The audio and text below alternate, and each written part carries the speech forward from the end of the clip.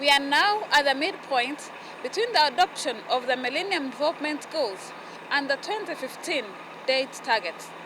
The goals were set in 2000. 5 of the 8 goals seek to cut by half the number of people living in extreme poverty and with extreme hunger, ensure that all boys and girls complete a full course of primary schooling, cut the mortality rate among children under 5 by 2/3, reduce maternal mortality ratio by 3/4, and halt and reverse the spread of HIV/AIDS, the incidence of malaria, and other major diseases. Achieving these Millennium Development Goals is a top priority of the UN Secretary General, Ban Ki-moon. Millennium Goals remain achievable so long as we help the poorest nations break free of the traps that ensnared them. All countries have strategies on how they'll achieve the goals.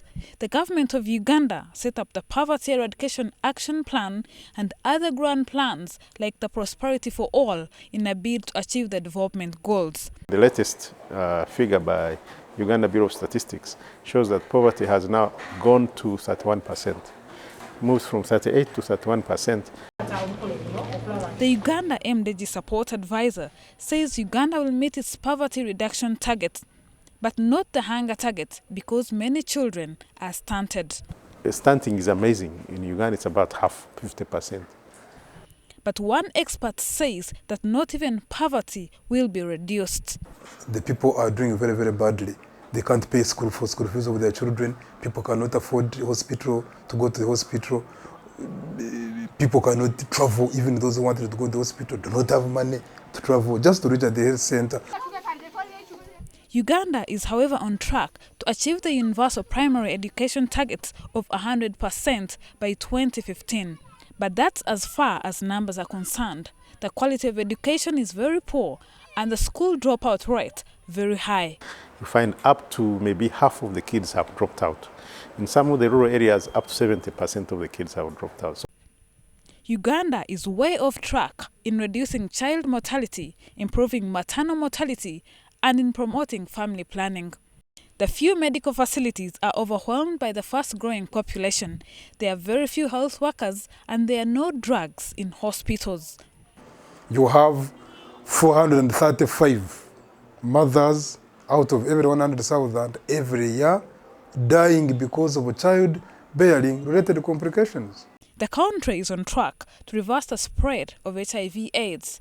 However, malaria remains the leading killer.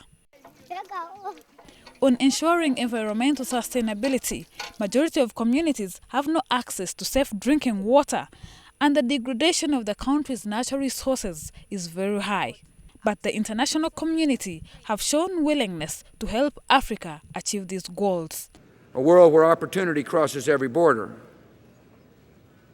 America will lead toward this vision, and with our determination, it can be the future of our world.